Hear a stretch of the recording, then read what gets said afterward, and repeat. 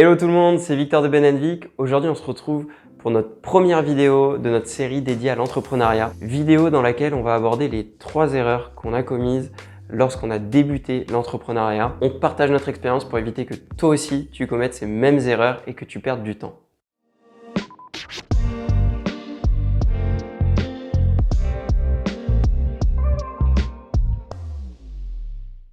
Rentrons dans le vif du sujet avec la première erreur qui est une erreur sur l'association, le fait de s'associer. Lors de notre premier projet, on s'est associé à 2 autres personnes. C'était une application qui avait pour but d'offrir de la visibilité à des établissements tels que des bars, des restaurants ou des hôtels. On faisait tout simplement de la gratuité contre le fait qu'une personne vienne dans le bar. Le but était de ramener du trafic. On était 4 sur le projet, un développeur, Ben, qui est mon associé actuel, et un autre associé, qui était un ami à l'époque. Et ce qu'il en ressort, c'est qu'il ne faut pas s'associer avec n'importe qui.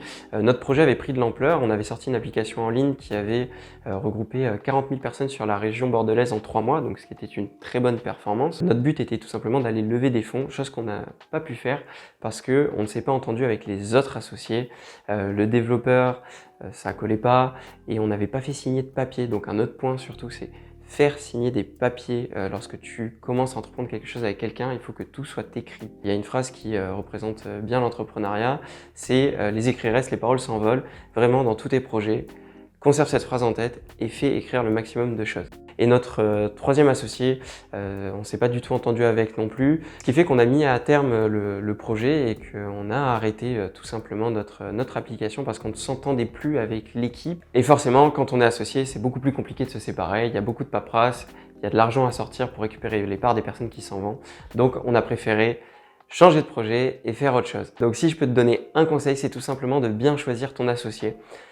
Un ami avec qui tu t'entends bien n'est pas forcément un bon associé. Pour avoir un bon associé, il faut que vous ayez des compétences complémentaires, mais qu'en même temps, vous puissiez vous supporter sur le long terme et sur votre façon de travailler. Donc avant de s'associer, je te conseille de commencer à travailler sur le projet avec la personne avant de faire tous les papiers pour voir si déjà vous vous entendez et si c'est une collaboration qui pourrait être viable sur le long terme.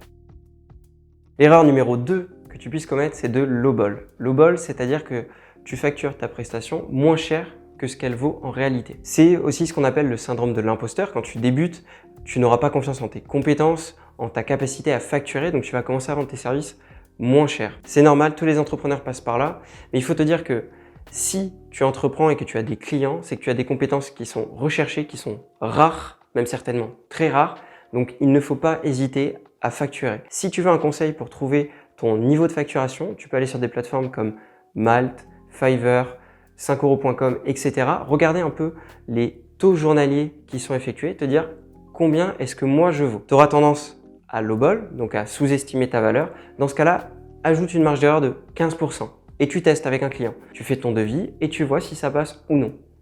Si tu factures trop peu, tu as un risque, c'est que ton client revienne mais ne s'adapte pas à ta nouvelle augmentation de prix dans 6 mois, 7 mois, 8 mois. Il vaut mieux facturer juste dès le début et expliquer au client pourquoi tu factures à ce niveau-là, plutôt que de commencer à négocier, de te trouver avec un tarif ras les pâquerettes et de voir la valeur de ton travail dévaluée. Donc un vrai conseil, regarde ce qui se fait autour, fais-toi confiance et facture à ton juste prix. Et enfin, la dernière erreur, c'est tout simplement de ne pas s'écouter. Là, on ne parle pas de ne pas s'écouter sur les tarifs, mais de ne pas s'écouter sur son projet, de ne pas croire en son projet. Au début, lorsque tu vas commencer, tout le monde ne sera pas avec toi. Tu risques d'avoir beaucoup de personnes qui vont te dire « T'es sûr, c'est ce que tu veux faire, mais est-ce que t'es sûr que ça va marcher ?» Forcément, non, tu n'es pas sûr que ça va marcher. Mais par contre, tu crois en tes compétences, donc il faut y aller. Un vrai conseil, c'est d'écouter les personnes qui ont de l'expérience. Ça, c'est des avis à prendre en compte réellement et de laisser de côté toutes les personnes qui te font un retour négatif et non constructif sur ce que tu vas faire. Te dire « tu ne vas pas y arriver, ça ne sert à rien » ou « j'y crois pas », c'est pas ce qui te fera avancer. Tout simplement, il faut que tu écoutes ceux qui ont de l'expérience, ceux qui ont déjà vécu des erreurs au préalable et qui vont te dire « ah ça je le ferai peut-être comme ça ou plutôt comme ci ». Ça c'est un retour constructif, mais surtout ne t'embrouille pas l'esprit avec tous les retours parasites de tes proches que tu auras au début. Parce que par exemple, pour Ben & Vic, personne n'y croyait. On a commencé en faisant des carousels sur Instagram. Puis après, on a commencé à prendre nos nouveaux bureaux, à avoir des employés et on est passé de 0 à 40 clients. Sauf que les 5 premiers mois, on ne se tirait pas de salaire et tout le monde disait « Oh, est-ce que vous pensez que ça va fonctionner ?» Donc vraiment, fais-toi confiance. J'espère que ce retour d'expérience t'aidera dans ton aventure entrepreneuriale. Ce n'est qu'un échantillon des multiples erreurs qu'on a pu commettre et on en commettra d'autres. On va te partager tout dans des prochaines vidéos. Donc si ce type de contenu te plaît, n'hésite pas à nous le dire en commentaire et à t'abonner. Ciao!